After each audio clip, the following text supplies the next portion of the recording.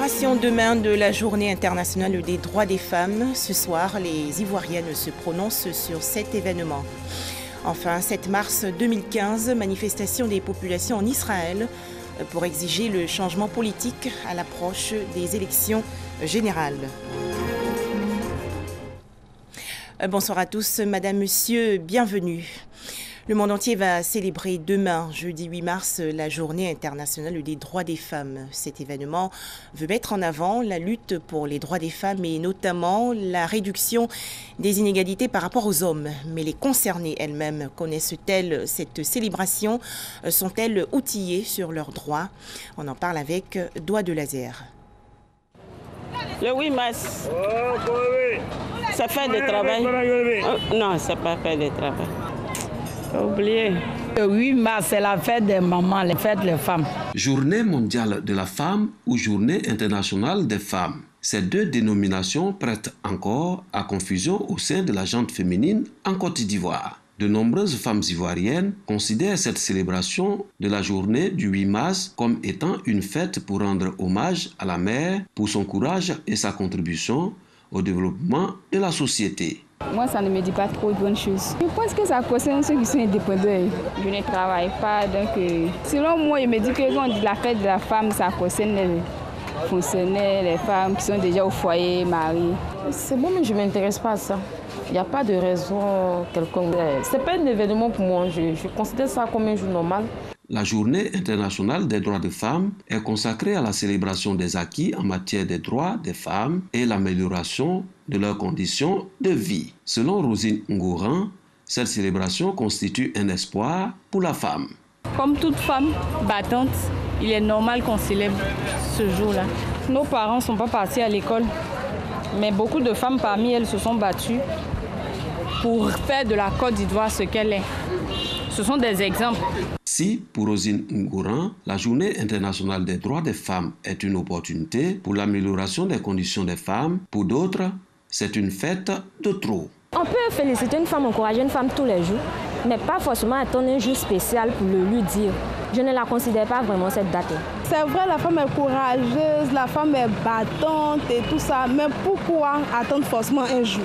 La Journée internationale des droits des femmes, célébrée le 8 mars de chaque année, trouve son origine dans les manifestations de femmes en Europe et aux États-Unis réclamant des meilleures conditions de travail et le droit de vote. En Côte d'Ivoire, la célébration de la Journée internationale des droits de la femme est une occasion pour inviter les autorités gouvernementales à renforcer le droit de la femme et surtout à promouvoir l'égalité du genre.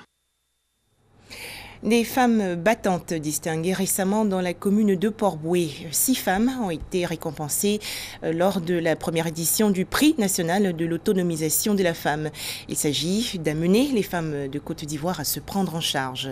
Le point avec Dangui Dangui. Depuis près de 5 ans, Boussou Marie-Laure, épouse Kwame, a ouvert son commerce de paniers de friperie à Gonzagueville dans la commune de Port-Bouët. Elle tire bien son épingle du jeu. J'ai commencé avec une somme de 150 000. J'ai commencé avec la balle de t-shirt. J'ai pris ça à 150 000. Quand j'ai vendu, c'est sorti 200 000. C'est comme ça que j'ai commencé un peu. Et j'ai acheté un terrain. Il y a mes 5 enfants qui sont à l'école. Même si son commerce et le sérieux qu'elle y met lui ont déjà permis d'acheter un terrain, Boussou Marie-Laure était loin de s'imaginer que ses efforts seront un jour récompensés. Comme 5 autres femmes, elle vient de recevoir un prix lors de cette première édition du prix national pour l'autonomisation de la femme. Vraiment, je suis content, très content même. Vraiment, j'ai béni le nom du Seigneur. Parce que quand il partait matin, je ne m'attendais pas à ça. On m'a envoyé fiche et rempli, mais ce n'est pas que c'est pour une chose, un truc comme ça. Mais vraiment, je suis content.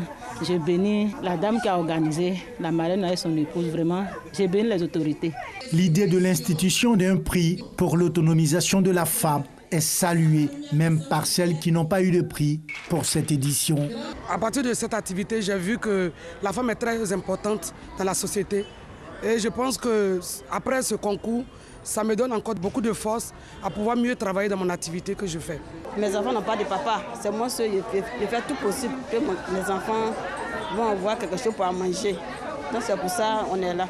L'Association pour l'autonomisation de la femme de Port-Bouët est l'initiatrice de ces prix qui suscitent tant d'espoir chez les femmes de cette commune. On parle de financement, c'est vrai, mais elles ont besoin d'encadrement, de coaching. Elles ont besoin qu'on reconnaisse leur mérite, qu'on les encourage dans ce qu'elles font. On n'a pas besoin de grandes choses. On n'a pas besoin de peut-être 1 500 000 pour s'en sortir. Mais avec un tout petit peu, on peut s'en sortir. Je veux montrer aux femmes qu'elles peuvent toujours persévérer, encourager les femmes. Et pourquoi pas les amener à se former. La première édition du prix national de l'autonomisation de la femme a pris des allures de fête en l'honneur de la gente féminine. Série de limogeages au ministère de l'Emploi et de la Protection sociale. 3 directeurs ont été révoqués après le viol d'une pensionnaire par un ouvrier. Les faits se sont déroulés en décembre dernier à l'Institut des aveugles de Yopougon et l'auteur a été condamné par le tribunal de première instance à 24 mois de prison. Plus jamais d'enlèvement d'enfants en Côte d'Ivoire. La commune de Cocody veut prévenir et mettre un terme à ce fléau. La municipalité a donc mis en place un numéro gratuit pour signaler d'éventuels cas. Les détails avec nous Sangaré et Kone Pargasoro. Depuis quelques jours, les cas d'enlèvement et d'assassinat d'enfants créent la psychose au sein des populations. 8 cas d'enlèvement d'enfants, dont 3 décès enregistrés depuis le début de cette année, selon le Conseil national de sécurité. Pour faire front à ces enlèvements et assassinats d'enfants qui troublent la quiétude des populations, le premier magistrat de la commune de Cocody, Ngwa Akamatias, monte au créneau. Une rencontre est donc initiée entre la mairie, les forces de l'ordre et les différentes couches sociales. Nous sommes venus à cette convocation vraiment avec joie parce que c'est une grande préoccupation des populations. L'enlèvement du petit, même si c'est celui-là qui aujourd'hui marque tous les cerveaux, malgré tous les antécédents qu'il y a déjà eu en Côte d'Ivoire.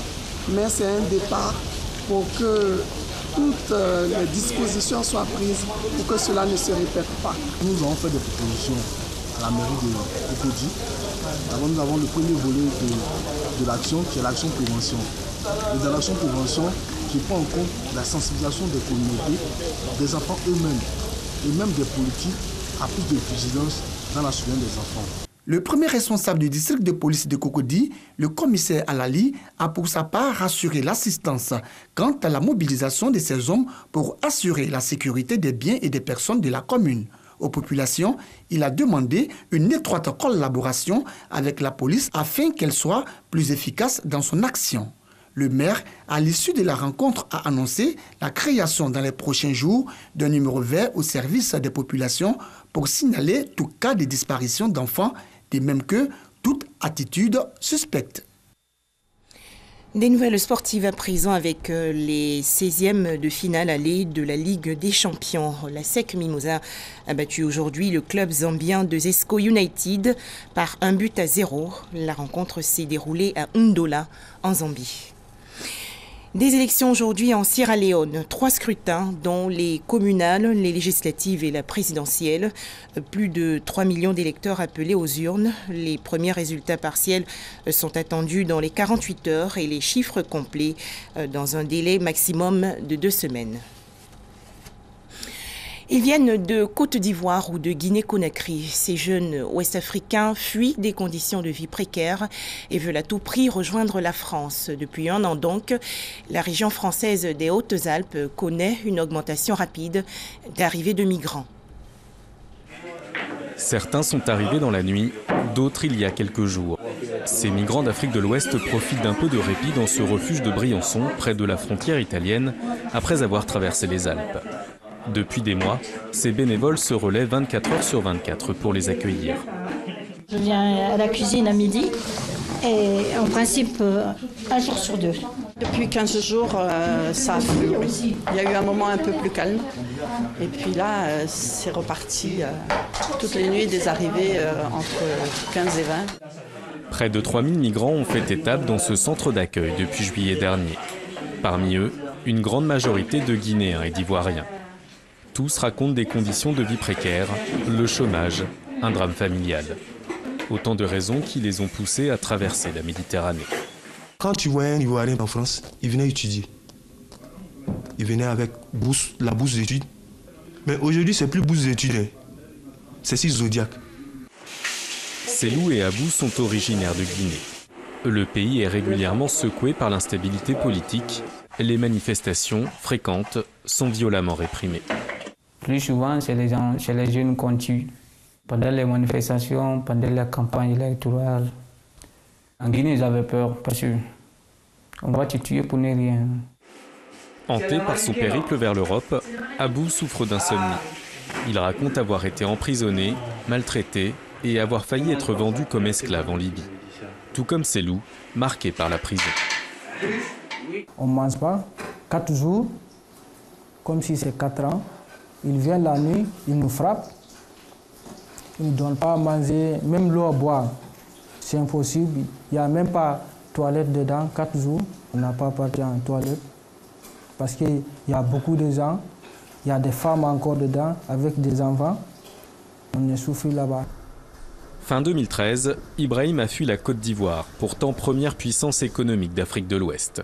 Exploité, kidnappé puis libéré, il traverse la Méditerranée à 120 personnes sur un Zodiac avant d'arriver en Italie puis en France.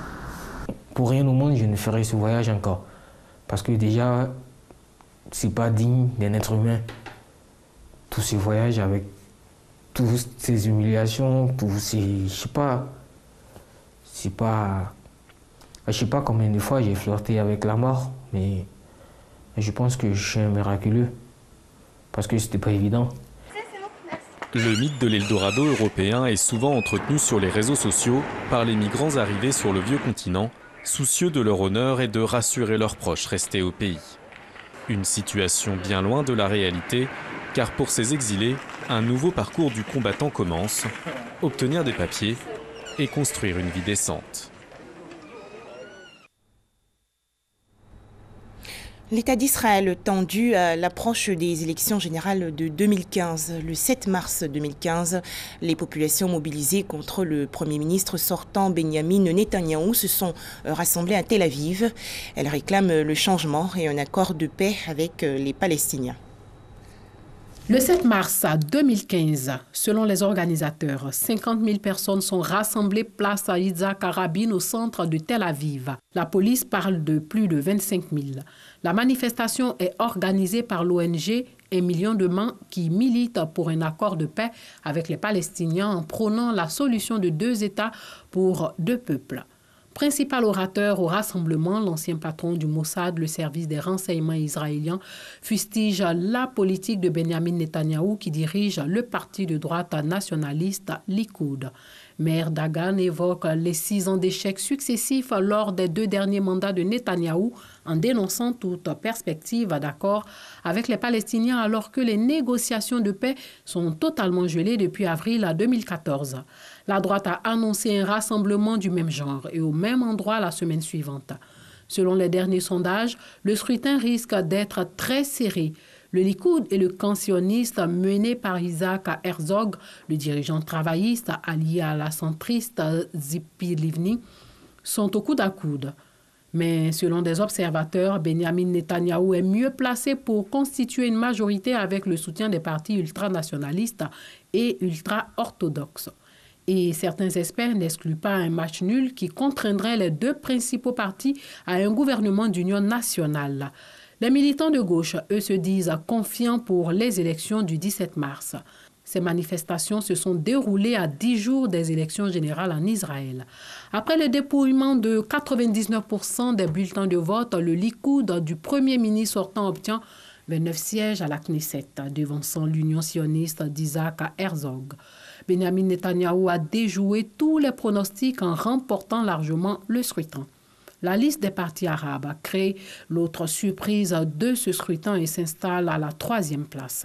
Benjamin Netanyahou devrait donc effectuer un 4e mandat de chef du gouvernement israélien à la condition qu'il parvienne à former une coalition. D'intenses tractations sont engagées depuis la fermeture des bureaux de vote afin d'obtenir la majorité absolue à la Knesset, soit 61 sièges. Mercredi 25 mars, le président Reuven Rivlin a reçu les résultats officiels des mains du chef de la commission électorale centrale. Benjamin Netanyahou va donc pouvoir entamer un 4e mandat en s'appuyant sur une majorité de 67 députés sur 120 à la Knesset. Un commentaire de Ami Koulibaly. Merci de nous avoir suivis.